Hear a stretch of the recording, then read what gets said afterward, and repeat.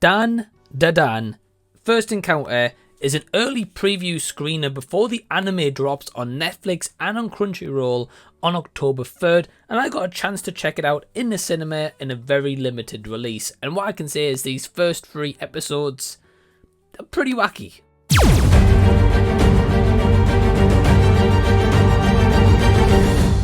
Hey everyone, what's going on? Welcome to the channel and thank you so much for taking your own time out to check out this review. I really do appreciate it. It is going to be spoiler free, so you don't have to worry about any spoilers before it drops globally on Netflix and Crunchyroll. Now, this is directed by Fuga Yamashiro, and I think this is definitely creative. Before the showing started tonight, which was really cool, they had a little sneak peek, which I think they'll probably end up adding on like a DVD or Blu-ray release in the future.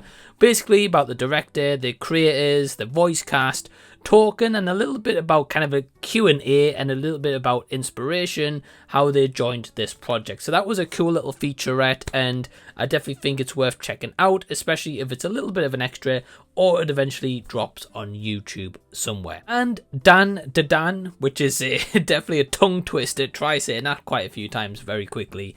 It focuses on 2 high schoolers, Momo and Okarun, and essentially one of them don't believe in aliens and one of them don't believe in ghosts. They're going to have an encounter with both of those, and then from there it is just a wild ride. And I don't want to say too much because I want to try to be as vague as I possibly can. Before this was introduced tonight with that special featurette, they weren't saying that there's an anime. This anime is like anything you've ever seen before. I don't particularly think that is entirely true. There's definitely snippets here of like Devilman Crybaby, there's snippets here of Chainsaw Man, and there's other anime influences in there that you can tell, okay, well, there's similarities here of other animes, but they've just kind of put them all together, and they've got a little bit of a trope going on that focuses on the main centralized plot that maybe does make this slightly different, but not as different as they say. Now, with that in mind, does that make this a bad anime? No. On the contrary, it actually makes this actually a really entertaining one.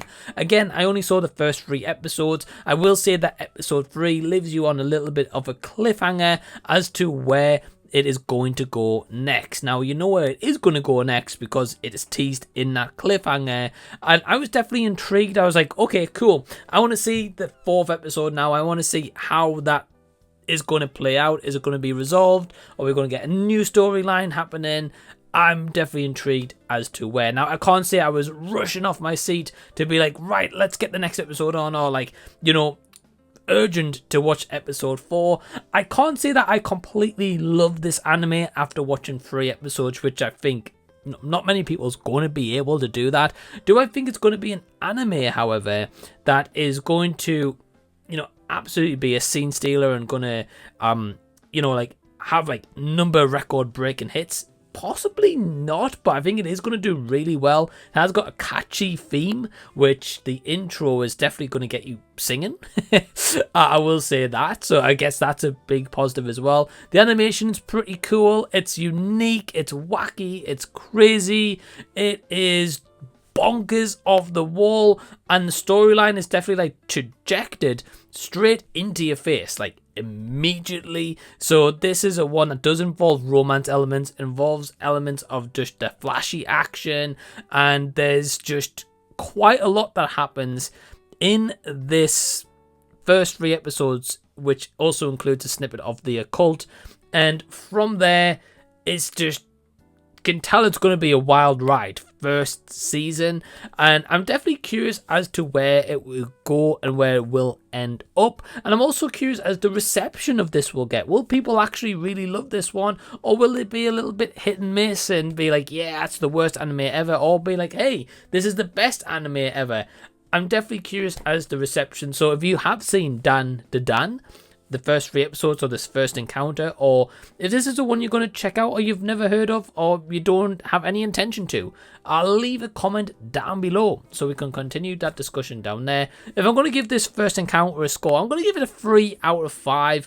There's some elements here that I think need to be further developed, and I would like to see more development to fully get me on board. But there's also parts that I was intrigued by and I also really enjoyed. So definitely going to be checking this out on Netflix and Crunchyroll when it does drop. If you guys haven't already, I do have a Patreon. You can sign up down below for only £2 per month. Links in the description box, and a big thanks to all my awesome Patreons who are subscribed already. Now, in the meantime, if you haven't seen these anime reviews of mine, hey, click over here, have a bit of a deep dive and check those out. Till next time, I'll see you guys. I'll be seeing you later.